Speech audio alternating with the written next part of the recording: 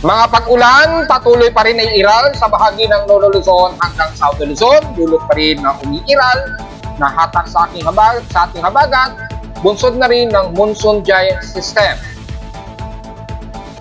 Na sinabayan naman ng isang bagong low pressure area sa silangan o sa hilagang silangan ng extreme Lolo Luzon.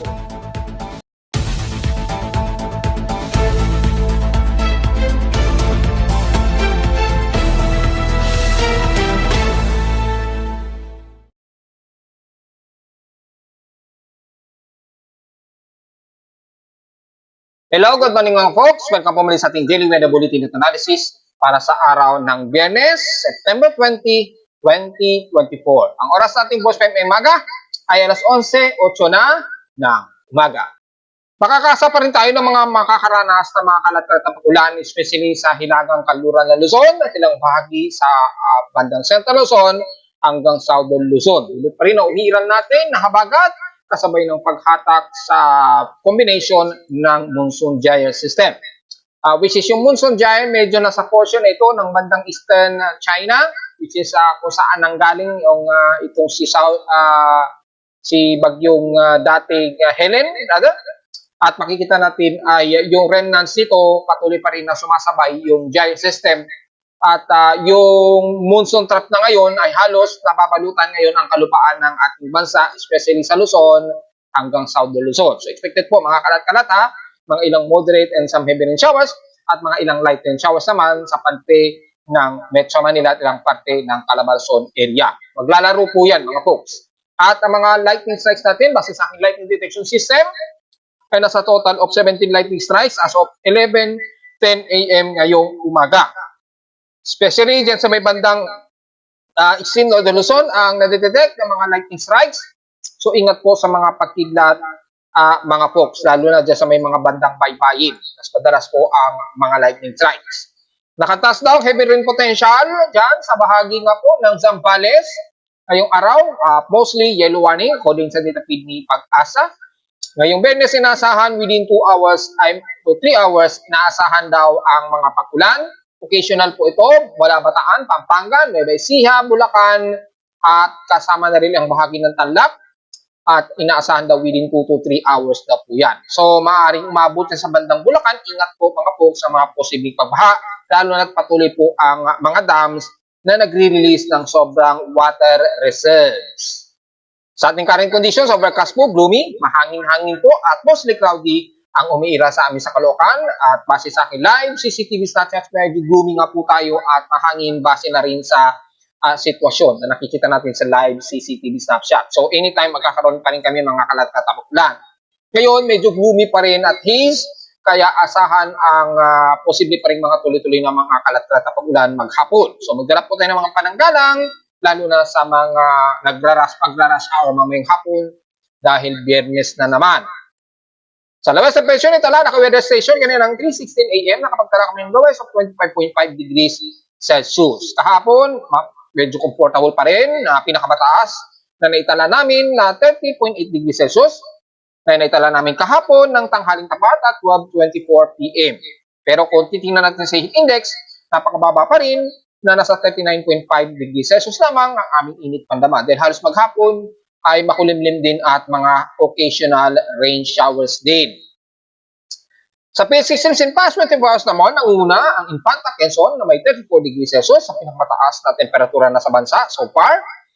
At sa Baguio City ay almost stationary lamang na lowest of 17.6 degrees Celsius ang kanilang lowest na temperatura. So medyo breezy sa kanila. Pagdating naman sa pinakamataas na inulan ng Iba Zambales, nakapagtala sila ng 202 mm na grabing ulan since kahapon. Kaya may nag-post sa amin sa aking Facebook page, sa Pimo Weather page section na taga Zambales, grabe daw po ang pag-ulan. Well, hindi ko tayo nagkamali mga forecast and analysis kahapon. Asahan yan hanggang ngayong araw. Pero medyo mababawasan ng bahagya base na rin sa accumulated forecast para ngayong araw, ngayong maghapon. Bagamat makakaranas pa rin mga medyo occasional light to moderate showers and some heavy rain showers, lalo na sa may bandang Dagupan at sa may bandang Zambales. Hindi pa rin may iwasan ang parte na ito hanggang ulongga po makakaranas pa rin ng mga ilang kalat-kalat na pag-ulan na may posibleng pagkilat at pagkulog pa rin. Sa ating namang outside humidity, so far, nasa 79% po tayo. So, medyo kumakatamtaman ang outside humidity. Bumaba ito ng 2% since last hour. Thunderstormy tayo at 1,007 hectopascals po. And steady ito since last hour. So, ingat po sa mga pagkulog at pagkilak dahil nasa thunderstormy ang ating atmospheric pressure. So, hindi masyado ramdam yung low pressure area dyan sa may bandang Isingo de Luzon. Hindi kagaya nitong mga nakaraang si Helen at si dating Hiner. Ramdam na ramdam pa rin ang pagbaba ng atmospheric pressure. Bumaba pa nga ng 1,002 to 1,001 hectopascals pa. So itong low pressure area, halos hindi masyado ganun ka-significant na malakas yung kanyang development sa ngayon. So inlunan din kami sa Caloocan so far at 5.7 mm. So kahapon ay nakapagtala kami ng 7.5 mm lamang na total rainfall. So meaning in 7 days, nasa 91.2 mm ang total rainfall namin. So for the month of September, nakaka 516 mm total rainfall na po kami. So yung difference from average ay meron pang at least 112 mm para umabot sa average September rainfall po. So hindi pa siya umabot sa pinaka-average namin na more than 600 mm. Pero mataas na ito, at least nasa 516 mm na po ang total versus 628 mm na average namin ng mga nakaraang taon. At least nakakapagbigay tayo ng magandang assessment, which is supposed to be dapat yung ating mga kasamahan natin ng mga weather vloggers, dapat nagbibigay tayo ng pinaka-empirical climatological records araw-araw. Para nalalaman natin kung yung last month ba natin na pag-ulan, mas marami ba kumpara ngayon, at mas mabilis ba ang buhos ng ngayong araw kumpara ng mga nakaraan. At least meron tayong mga empirical climatological records na binabalita. Hindi lang yung basta lamang titingin sa windy, then yun na, magpo-forecast na. Halos pare-pareho na lamang po ang ibinabalita nila kapag kaganon. Walang kakaibang empirical o hindi man lang nagbibigay ng climatological records ng pag-uulat. Kasi madaling mag-forecast pero hindi natin binibigay kung mas malala ba ngayong araw o itong linggo sa nakaraang mga linggo. At isa nalalaman natin, base sa inyong lingkod, nagbibigay tayo ng araw-araw na empirical records. Kaya binabalita ko araw-araw yung aking report mula sa aking aparato mismo. Para at least, hindi lamang ako bumabase lamang sa data lamang ng isang agency. Kasi nagbabase ako sa pinaka-actual dito sa amin sa lugar. Para at least merong comparison of differences. Yun lamang ang ating maganda roon at advantage. So far sa ating outside humidity, nabanggit na natin 78%. So diretso agad tayo sa high tides and low tide status. Maximum high tide po tayo ngayon. So may 33 minutes pa to maximum high tide po. Tingnan natin kung above 1 meter na naman ang taas nito ng level ng karagatan natin during high tide. Ang pinakamataas expected 0.9 meters po. So halos magwa 1 meter po ang taas nito. So kung inuulan kayo dyan sa may Isingo de Luzon at sa bahagi po ng South de Luzon, ingat po sa pagbaha dahil inaasahan na mabilis po na magkaroon ng pagtaas ng tubig dahil nga po high tide tayo ngayong tanghali. So ingat na lamang mga folks just in case. At diretso agad tayo sa ating almanac. So may katanghaling araw, kaninang 5:45 AM at inasang lulubog ito mamayang 5:53 PM. Ang 94% illuminated na lamang po na 1 gibos na liwanag ng buwan. Sisikat ito mamayang gabi po at 7:32 PM at lulubog naman ito kinabukasan na ng umaga 7:30 AM. At sa ating local weather outlook para ngayong Biyernes at Sabado, nasa maulap ang ating himpapawirin at magbubusod pa rin tayo ng mga di inaasahang occasional showers sa Metro Manila, lalo na sa bahagi ng Northwestern Luzon at sa katimugang bahagi po ng Luzon. Madalas sumadaloy pa rin ang ating habagat at extension ng monsoon trough. Kaya patuloy pa rin tayo makakaranas yan ha. Ganon din bukas na Sabado, magiging maulap pa rin ating maghapon. So most of gloomy tayo. Halos 100% ang chance na pag-ulan. And highest and lowest temperature expected, maglalaro sa 25 to 30 degrees Celsius and lowest temperature expected, 24 to 25 degrees Celsius. Kung titingnan natin sa short-term weather forecast para sa this coming weekend hanggang sa susunod na weekend, ay madalas very gloomy po ang ating buong linggo. Ayan para may idea kayo. Example, bukas ng Sabado, Pagdating ng Sabado, magiging maulan po. Pagdating ng Linggo, ganun pa rin, 80% chance of rain. At pagdating ng Lunes, may mga scattered showers hanggang Martes, Miyerkules. So tuloy-tuloy pa rin po yan. So malinaw po na tuloy-tuloy pa rin na iiral ang ating habagat kasama sa Metro Manila. Malinaw po yan mga folks ha. So diretso agad tayo sa ating ginagamit na satellite imaging mula dito sa infrared VMC o yung variable natural color natin. Ayan. Isusum natin ng konti para mas kita po. Makikita po ang kaulapan nito sa may bahagi nga po ng Signal Luzon. Kasama na ang silangan ng Northern Luzon, pababa na po yan ng Bicol Region hanggang east portions ng Visayas. Malawak pa rin po ang iniiral dito na kaulapan na magbubunsod pa rin mga kalat-kalat na ulan at malawak ang southwest monsoon flow. Yan. At tumaas na nga po kasi yung daloy ng monsoon jar kaya yung extension ng monsoon trough ay ganito na po siya magpapang-abot. Ganyan. So, ulitin po natin. Nawala. Yan, yung daloy ng monsoon natin o southwest monsoon natin kasabay ng monsoon jar systems na umabalot ngayon ng habagat dito sa kalupaan nga po ng Northeastern Luzon, pababa na yan ng Eastern Visayas at almost buong Southern Luzon at sa kaluran naman ng Northern Luzon, dulot ng habagat dito naman sa beban ng kaluran ng Luzon. Papaulan po yan ng halos pagdamag dito sa bahagi nga po ng Ilocos Norte, Ilocos Sur, pababa na yan ng La Union, kasama na ang Benguet, Baguio, Pangasinan at Zambales. May mga ilan ding asahan, mga kalat-kalat, occasional rain showers and localized thunderstorms sa bahagi na ilang bahagi ng Central Luzon, parteng Cordillera at Military Region, siyempre hindi nilusot ang parte ng Cagayan Valley. So, asahan po, dahil medyo gloomy at mas gloomy po tayo, maging sa bahagi nga po ng Calabarzon, buong Bicol Region at Southern Luzon area. So, kitang-kita naman po. At yung cluster na meron tayong tinitingnan dito, titingnan pa rin natin kung magkakaroon ng convergence dahil dito sa may bandang Marshall Islands, meron din akong sinisilip dito pero kinukumpirma ko pa dahil wala pa tayong bagong input ng data mula sa CIMMS. So abang-abang na lamang po sa updates natin sa ngayon. Meron kasing initially na may nagpapakita dito na Coriolis circulation. May nakikitaan ako na Coriolis circulation. Hindi pa lumalabas sa anomaly natin sa forecast. Didiscuss natin yan ng konti. Una ay ang bahagi nga po ng bahagi ng Luzon. So hindi na natin isa-isahin masyado dahil halos buong Northern Luzon makakaranas po ng occasional rain showers. Pababa na yan ng Central Luzon, Metro Manila at Calabarzon and the rest of Southern Luzon. Hindi pa rin lusot ang Mimaropa area. Well, kung magtatanong naman, saan ba uulanin ng malakas? Well, base sa ating infrared potential, most of coast ng Northern Luzon, yan, kitang-kita po sa mga karamihan, baybayin ng Northwestern Luzon, makakasa pa rin kayo na clusterized na moderate to heavy rain showers.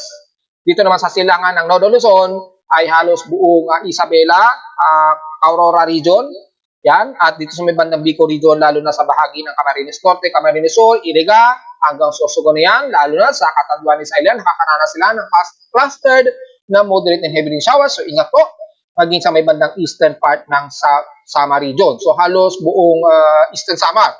Mula Borongan, pababa na yan ng bandang Giet Eastern Samar, at tumatawid yung ilang parte na ito sa may bandang Tacloban at ilang parte ng kalagitnaan ng Central Leyte. So ingat po sa mga potensyal na pagbaha at huwag naman sana magkaroon ng pagguho ng lupa.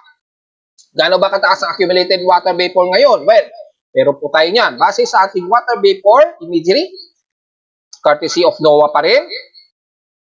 Ayan, makikita natin, above 50 mm pa rin ang accumulated. So, halos maghapon, mataas pa rin ang chance ng bubuhusan ng maraming ulan ang halos buong extreme northwestern at eastern Luzon. So, hindi pa rin tayo lusot. Pagi sa bahagi po ng eastern ng Central Luzon, yan, sa may bandang Zambales at Pangasinan area at Tagupan. Southern Luzon naman, pati ng Calabarzon, pababa na yan ng Bicol region. Ayan. Above, yung color na pink na yan to purple, kung titingnan ninyo sa pinaka-legend, ayan po yung legend yan. Ayan, So makikita ninyo, halos more than 60 to 70 mm pa nga ang ipinapakita na accumulated rainfall. So malinaw naman po sa CIMMS na pinapakita ay asahan pa rin ang moderate and heavy rain showers pa rin ang aabutin dahil mataas pa rin ang accumulated water vapor. So hanggang bukas na po yan most of west portions ng Luzon, take note sa mga taga-Zambales yan, asahan hanggang bukas na po may focus pa dyan na makakaranas kayo ng mga ilang light to moderate and some clusterized na heavy rain showers po. Bakit cluster? hindi siya totally na sakop ang buong Zambales eh. May mga portions, kalat-kalat na may mga portions na mga kaulapan na may dalang heavy rains, sasakop dito sa may bandang Zambales, especially sa may bandang Olongapo, yan, Subic, at dito sa may bandang Masinloc, Iba, yan, maglalaro po yan. At dito sa may bandang Maribeles, Bataan, may mga ilang portions. At kapag nag-extend, may pagkakataon umaabot yan dito sa Valenzuela, Quezon City at bandang Caloocan. Tapos biglang nawawala, nagiging light rains. Ganun po. So, dynamic siya. Pero at least may idea kayo na makakaranas kayo ng mga moderate and heavy rain showers so almost entire ng Northern Luzon and Southern Luzon. Maging sa bahagi ng Visayas, umaabot pa rin ng more than 60 mm ang ilang parte ng po. Binanggit na natin sa Eastern Samar ha. So ingat po sa mga pagbaha. At gagamitin naman natin ng Himawari 8, moderate and heavy rain showers naman ang umiiral dito sa may bandang Eastern Samar. May mga ilang moderate to heavy rains ang ilang parte ng Dolores, yan, Papanas, naglalaro po yan. Biglang tumitigil, biglang bubus ng malakas. Yan, kasama na ang Borongan hanggang Santa Rita. At sa kaduluduluhan ng Gian Eastern Samar, no, sa maging sa may isla ng Homonhon Island. Nagkakaroon sila ng moderate and heavy rain showers dyan. Ayan, no, yung yellow to red wave. Yan, no. So, naglalaro po yung moderate to heavy rain. Tapos biglang titigil, biglang moderate to heavy rains na naman. So, dynamic po ang mararanasin ninyong moderate heavy rain showers po dyan. Ganon din sa bahagi nga po ng Bico Region, lalo na ng mga taga Camarines Norte, ha, take note dyan. Bababa na yan ang buong Naga kasama na ang Catanduanes at the rest ng Sorsogon at the rest ng mga bandang Quezon Province nga po. Ayan, kitang-kita din dito, mga naglalaro sa light to moderate ang naranasan ng mga taga-Palanan Isabela sa Northeastern Luzon. Sa Aurora Region naman, ang bandang Kasiguran Aurora, yan. At ilang parte sa Baler, yan mga light rain showers, yan. At sa may Pulilo Islands. Sa Kalura naman ng Northern Luzon, mga light to moderate showers po. Sa ngayon, ang nakikitaan natin sa may bandang dulo ng Bulinaw, Agno, sa may Masinloc naman, most of light to moderate. Pero anytime biglang bubuhos ng heavy rain to violent, yan o, yung pulang-pulang portion na yan. Kapag yan umurong pa rito sa may bandang Masinloc, biglang magugulat kayo, biglang bubuhos ng napakalakas na ulan, nagba-violent rain shower. So at least be ready po mga folks. Idea na kayo. At sa bahagi naman ng Mindanao, well, like bukod sa katamtaman, pero gloomy pa rin tayo dyan dahil yung remnants pa rin ng extension ng monsoon trap, umaabot pa rin, lalo na ng mga taga-Surigao del Norte, kasama na buong Caraga area. So kasama na Bayugan, pababa ng San Francisco, hanggang dyan sa may bandang Compostela Valley, na which is medyo mas manipis. Medyo nag-moderate lamang dito. Kasama na ang Davao region, hindi gaya ng isang araw. So mas nagmo-moderate hanggang katamtaman ang lagay ng buong dito sa may bandang Sorsogon area, rather, kasama na ang sentro ng Bukidnon, pataas na yun ng bandang Lanao del Sur at Lanao del Norte at Zamboanga Peninsula. Mas blooming nga lang ang ating halos maghapon dahil sa remnants pa rin ng southwesterlies na medyo nahahatak pa rin ng monsoon giant mula sa hilagang parte ng Luzon. Medyo yung mga southwesterlies, medyo nahahatak pa rin dito. Dulot pa rin ng monsoon giant systems natin. So, at least medyo mas manipis dyan sa bahagi nga po ng Mindanao, hindi kagaya sa bahagi ng Visayas at Southern Luzon na mas malakas ang concentration ng monsoon trap na binabaltak dito pataas. Yan. Dito na yung pinaka-konsentrasyon kasi ng ating habagat. So, hindi kagaya sa amin sa Luzon, hanggang sa Luzon at east portions ng Visayas, mostly ay mas nakakaranas ng mga kalat-kalat, occasional, moderate, and some heavy rain showers. Sa kalurang bahagi naman ng Visayas, nagtatanong, uulanin pa rin kayo dyan, mostly mga light rain showers ang mas madalas ninyong mararanasan. Kita na rin sa Himawari 8 satellite imagery. Kasama na ilang parte ng Cebu. So most of light to moderate showers lamang. Wala tayong nakikitaan so far na mga umaabot ng heavy rain. Maaaring sa ibang portion, sa dulo ng northern part ng Visayas, maaari, pero napaka-maliit na portion lamang. Madalas talaga mga light to moderate showers base dito sa ating satellite imagery. So may idea na po tayo mga folks. Ingat po sa mga potensyal na pagbaha at pagguho ng lupa just in case. So, diretso agad tayo sa ating ginagamit na computer-generated tropical cyclone sector. Anyway, ay nag-update ako ng aking tropical cyclone sector. Yan. Mapapansin ninyo, iba na ang central map. Well, ganun pa rin naman yan. Medyo ibang script na lang ang ginamit ko kasi yung mga nakaraang script, gumagamit pa ako ng multi-layer, which is napakabigat sa catch. So, yung bagong script na in-update ko dito sa tropical cyclone sector nito, synchronized na siya halos dito sa itaas. Napaka-synchronize na niya. So, at binago ko na rin yung ibang icons. Ayan. Kasi may nag-request nga po sa inyong lingkod na magkaroon sana ako ng different colors ng low pressure. Kasi merong low na low pressure, yellow color, tapos medium na orange na low pressure, and high low pressure area. At least malalaman natin kung yung invest ba o low pressure area ay nagkakaroon ba ng intensification pa rin kahit na low pressure area. So at least meron na tayo.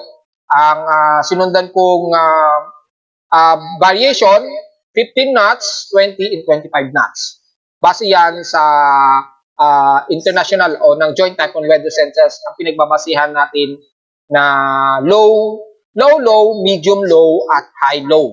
So ayan po, at least ma-identify natin kung yung low pressure area ba ay nagkakaroon ng slowly intensification. So wag po may magtataka kung bakit nagbago yung aking satellite imagery dito sa tropical cyclone sector. Pareho pa rin yan ng mga nakaraan, mas improve nga lang, mas mabilis, mas maikli yung catch at wala na yung error, yung bug dito. Mapapansin niyo sa may bandang Africa. Di ba, laging may bug dyan, mayroong nag-pinpoint tapos wala namang data lagi. Ngayon, wala na kasi na-fix ko na po yung bug at fully improved na po yung scripting na to at maganda na po yung representation. At least, kita-kita po natin kung ang low pressure systems na to ay tumataas ang probability of intensification. At least, nakikita natin kung indication of legend. So, alam naman natin, yung legend ng kulay dilaw is low, mababa, at medium is at least nagbi-medium intensification, at red naman ay high. So, alam na po natin yung ibig sabihin ng legend na yan. Then, after nyan, ay papasok na siya sa tropical depression category. Kaya nitong nasa taas, ayan. Kasi nasa 56 kilometers na nga po siya. O more than 44 kilometers per hour. So, papasok sa tropical depression na. So, ganun po yun mga folks. May portions dito na hindi ko pa rin binabago yung weather description. Then at least ay makikita natin yung differences ng international agencies at sa ginagamit natin locally. At dito kasi mas locally ang ating ginagamit kaya yung conversion ay mas nasusunod natin dito sa pinaka-satellite imagery natin. Ito yung pinaka-interpolation, ibig sabihin ito yung mas aggressive. Ngayon, ang front ko na, mas aggressive ito, mas nag-update agad to every 15 minutes, 10 to 15 minutes. Yung isa, hindi po. Ito, at least mga almost an hour o 30 minutes nag-update ito. Pero ito kasi is uninterruptible. Hindi siya nagda-down, hindi siya nagsha-shutdown. Hindi gaya nito, minsan nagkakaroon ng maintenance yung server, nawawala po yung data nito. So kapag nawala yung data nito sa harap, i-click nyo po yung next dito, makikita niyo yung pinaka-latest. At least, meron tayong data pa rin na pumapasok kapag nagda-down ang unang tropical cyclone sector. Well, hindi naman natin may iwasan yan dahil yung mga international weather agencies, siyempre, hindi may iwasan, nagkakaroon sila ng system maintenance. So at least malinaw yan mga folks at kita rin dito, naka-high pa rin ang low pressure area. So mataas na ang probability of intensification. So gaya nating inanalyze o report kahapon sa Facebook page, may tsansa na itaas yan ni Japan Meteorological Agency. Actually, tropical depression na yan sa initial category ni Japan Meteorological Agency kasi nasa high anomaly na siya. Yan high intensification na siya o high anomaly of low pressure area na siya. Nagkulay red na siya. So meaning ay nasa 37 kilometers per hour na po itong C90W at bugsong umaabot ng 46 kilometers per hour. 1,004 hectopascals at kumikilos pa west-northwestward, pa ganyan. Ganyan, pa west-northwestward sa bilis na 13 km an hour. So medyo mabagal-bagal ang kilos niya. At makikita sa pinaka-satellite, medyo gusto ko itong satellite imagery nito ng NOAA. Kasi mas klaro at kita po yung upper and lower convection. So yan ang ginamit natin. Pero kung gusto nyo pa rin magamit o makita yung ating satellite imagery ng Himawari 8 mula kay Pag-asa ay ito po sa isa. Kitang-kita nyo pa rin. Yung pinaka-sequence. Yan. Actual sequence. Pero kung gusto niyo yung makikita yung upper and lower convection, dito ang ginagamit natin. Ito yung satellite imagery na to. Mas malinaw siya. So, maging sa gabi, kitang-kita po. Dito kasi sa Himawari 8, pagka hindi natin nakikita yung upward or lower. Most of rain cloud lamang ang nakikita natin sa rainbow. Yan, oh. Pero yung low convection, hindi natin halos kita. Hindi kagaya nito, yung upper and lower convection, yung convectivity, nakikita po. Ayan, oh. Yung medyo puyo. Yan. So, maganda yung satellite imagery nito, kaya ginagamit ko. Mabilis nga lang ang animation run. So, okay lamang yan. Okay lamang po yan kasi importante lamang nakikita lang natin yung pinaka-convection, yung vorticity ng kaulapan. Yun lang naman importante natin sa pagmamonitor ng tropical cyclones. At so far ay yung dalawang bagyo na nauna, gaya na lamang ni Tropical Depression Pulasan ay halos extratropical na. Sumasalubong na kasi yan sa malamig na hangin. Ayan. Nagkakaroon na ng shear pero lumalaban pa rin itong si dito pala si Pulasan. Ayan. Lumalaban pa rin siya at ito'y lumapit na po dito sa may bandang Shanghai area. Kung zoom in natin, bandang Shanghai nga ba siya? Yes, nasa Shanghai. So nakakaranas na naman ng masungit na panahon ang mga taga Shanghai. So ingat po sa mga Pilipino natin sa Shanghai, China dahil medyo may bagbayo pa rin sungit ng panahon pa rin sa inyo dyan, mga folks, habang nalulusaw unti-unti itong si Pulasan. Samantala naman itong si Soulik, ayan, binabaybay na po ang central ng Vietnam. Yan, kung zoom in natin dito, kung saan location na niya. Yan, nasa may vicinity na siya ng Nakhon Phanom. Yan, bandang central or bandang halos east portions ng Thailand, yan, or Vietnam. Southeast ng Vietnam. Sakop pa rin siya pala ng Vietnam. So, yun po. So, masungit din ang panahon dyan sa kalupaan niyan. Ingat po sa mga kababayan natin na nakatira sa Vietnam ngayong araw. Pero sa Pilipinas, itong low pressure area na C90W, so far, ay nagkakaroon lamang siya ng pag-enhance sa ating habagat dito sa hilagang silangan ng Luzon na magdulot nga po ng pag-ulan. Sa ngayon, maliit pa ang tsansa na mag-isang malakas na bagyo ito, pero tropical depression na ito according kay Japan Meteorological Agency. So within 24 hours, maaaring tumaas siya sa tropical depression na susundin ng aking tropical cyclone sector. Ang epekto lamang sa bansa nito, yung dulot lamang ng pag-enhance ng ating habagat. So yun lamang ang iingatan natin mga folks, and so far wala naman tayong namataan na posibleng kasunod pa, which is i-discuss natin maya-mayang konti. Mula sa ating tropical cyclone assessment monitoring, mula sa mga computer model, so far wala namang kasunod na anumang tropical wave na papasok sa loob ng Philippine Area of Responsibility. Pero gaya na ating report ng isang araw ay meron tayong tinitingnan dito na isang posibleng convergence na masusunod ito. Kumikilos ito pa westward patungo sa direksyon ng Guam na naman. So titingnan natin, ayon yan kay GFS, nakikita natin dito may shallow circulation na siya. Kay SMWF, ganun din, halos shallow circulation din. Ayan o. So, ang forecast prediction expected nito by September 22. So, halos mula ngayong araw na pala, nagkakaroon na ng empirical forecast. Ayan o. So, September 21, expected natin, September 21 to 22. Yon ang nakikitaan natin dito. Yan o, September 21. So, bukas po yan na pinapakita na extended forecast. At inaasahang from September 21, bukas, kung ipi-play natin yung animation, extend siya hanggang September 23 to 24, yung extended forecast niya. So, tingnan natin time to time. Kay NAVGEM naman, na mas aggressive, ayan, naging dito is titingnan natin simula sa September 22, yan, naging active high low pressure siya at naging active high siya na low pressure area. So posible pang maging tropical depression. Pero mataas pa ang atmospheric pressure, so anomaly high lamang ito na low pressure area. Nakokontra lang siya ng range of high pressure area sa itaas. So medyo napipigilan pa siya. Ang malas lang nito dahil expected, pakaluran ng kilos ito o west at westward dahil nga po may malakas na range of high pressure area dito sa itaas niya. So, magiging kilos ng bagyo niyan, pa west-northwestward.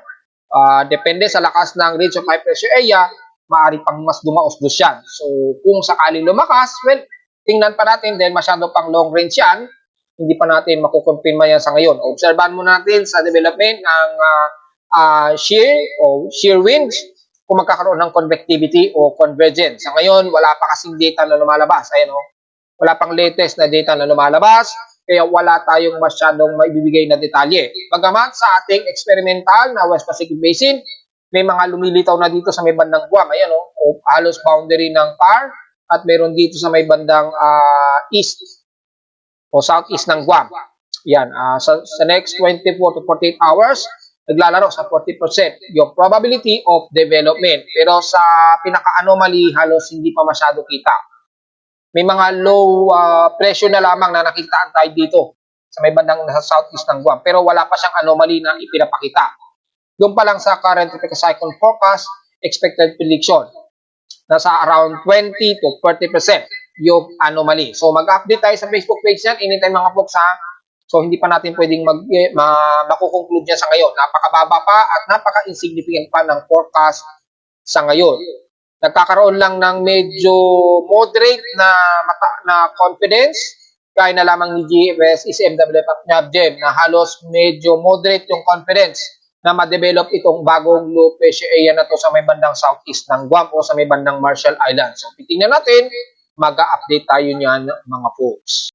Well, kamustahin ulit natin yung mga dams natin. Well, si Ipo Dam mukhang nagtatapon din ng sobrang tubig. Yan. Nakabukas ang isang gate ni Ipo Dam at nagre-release siya ng 0.15 meters. So, yung total outflow na inilalabas niya is 34 cubic meter ang itinatapon niya. Yan. So, malinaw po yan. Yung estimated na ni-release niya. So, 34 cubic meter. So, halos 0.15 meters po ang ibinabawas mula kay Ipo Dam. Kay Angat Dam, titingnan natin kung aabot mo sa pinaka-normal high. So far, halos malapit na dahil nasa 195.18 meters na po yung pinaka-reservoir ni Angat Dam. Pag yan ay tumaas-taas pa, mukhang aabot pa sa pinaka-critical dahil halos mahigit 9 meters na po ang sobra niya na taas ng level ni Angat Dam. Hindi pa naman nagki-critical, hopefully hindi na siya umabot ng 200 meters. Si Ipo Dam ay nag-release na po. So, nakabukas po yung isang gate niya at si Ambuklao patuloy pa rin ang pag-release nila at approximate na 65.90 cubic meters at isang 40 cubic meters o mahigit ang inire-release ni Ambuklao. Si Binga Dam naman, 64.84 cubic meters ang nire-release at yung isang gate naman ay 39.21 cubic meters. So, take po 0.30 meters ang expectancy na binabawas sa dam reservoir ni Ambuklao at ni Binga Dam. Si Magat Dam naman, dalawang gates din na nakabukas.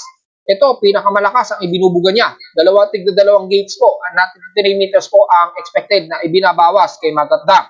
Umabot na sa 914 cubic meters na po ang inabot na inirelease ni Magat Dam. So, isa sa 914 cubic meters at 922 cubic meters naman ang inirelease ni Magat Dam. So, halos 4 na dam po ang nakabukas ang gate ngayong araw. So, expected po sa mga paligid na yan ay asahan po ang mga pagbaha kung sakaling bumuhos ng malakas na ulan sa inyo. Papansin na natin dito, very stable naman ang level ni Magat at Angat Dam. At kung isasama natin ang ibang dam, gaya na lamang ni Binga Dam, ayan. Stable naman yung level ni Binga Dam. Hindi yata gumagana yung level. Ay, gumagana naman pero halos stationary lang. Hindi masyado naglalaro yung levels ni Binga Dam. Ayun, medyo stationary lamang yung level ni Binga Dam. Kay La Mesa naman, almost stationary rin. Kay Ipo, stationary din. Kay Pantabangan, tumataas na rin yung level niya. Bagamat nasa critical level pa rin yung tubig niya. Hindi pa rin siya umaabot sa 214.93 meters o higit pa. So, nanatiling critical pa rin si Pantabangan despite na nadadagdagan yung water levels niya. Si Angat Dam, almost stationary. At San Roque ay patuloy ang pagtaas niya. Yan, so medyo okay na siya. Since September 12, na critical level, nag-normal na po yung level ni San Roque. Tumaas na siya. So nag-normalize na rin si San Roque. Malamang kay Ipod Dam na ay kay Pantabangan Dam na lamang talaga yung nasa critical level pa rin despite na tumataas yung water level niya. Dulot na rin ng mga tuloy-tuloy na pag-ulan. So malinaw naman po na si Pantabangan Dam na lamang ang nasa critical level. Ayan, malinaw naman po yan. Critical level pa rin siya despite na tumataas unti-unti yung water reserves niya. And the rest, very improving yung mga dam natin, mga folks. Samantala sa Ulat Lindol, despite na nagkakaroon ng noise, the effect na rin yan ng low pressure systems, ay expected pa rin na wala naman tayong nadidetect na malakas ang pagyanig. Base na rin sa aking seismometer sa Caloocan. So kung titingnan naman natin sa data feed ni PBOX mula kaninang madaling araw, so far wala na namang na-detect na magnitude 4.0 pataas. Pero maraming mga magnitude 1, magnitude 2 to 3 ang mga naitala dito since 12 o'clock ng madaling araw kanina. So diretso agad tayo sa total earthquakes natin since wala namang magnitude 4 na nai-record mula sa data feed ni PBOX. So tingnan natin kung nakakailang total earthquakes na tayo for the month of September 2024. Yan, mabilis ang loading. At for the month of September, makikita natin ay nasa total of 669 earthquakes na po tayo. 632 dito is magnitude 2.0. 32 naman sa magnitude 4.0 at 5 o nanatiling 5 ang ating magnitude 5.0. So far, wala naman tayong humigit sa magnitude 5 ang naitala sa Pilipinas na mga pagyanig so far. So, nasa total of 669 na po tayo mga folks. Tingnan natin kung aabot yan sa mahigit 900 total, which is mas mataas noong August. Yan o. August kasi umabot ng mas mataas yung total earthquakes. Yan o, 1,438. So, mas konti pa rin yung total earthquakes natin for the month of September 2024 na nasa 669 pa lang. Halos magkakatapusan na po ng September ay hindi pa man lang umaabot ng 800 total earthquakes. Well, medyo good news to mga folks. Dahil kukunti ang lalabas na total earthquakes natin ngayong buwan. At narito naman ating 3-day weather forecast para sa araw ng weekend, September 20, 2024.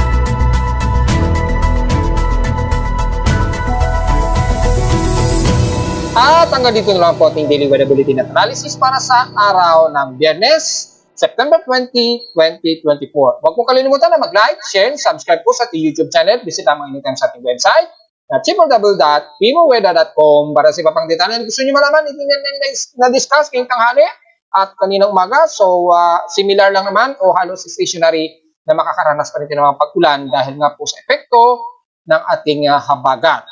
At visit naman sa aking website para sumalaman ng ibang dynamic events mula sa aking weather station sa Caloocan at sa data feeds mula sa iba't ibang weather agencies. Maraming salamat po mga folks and happy weekend po sa ating lahat.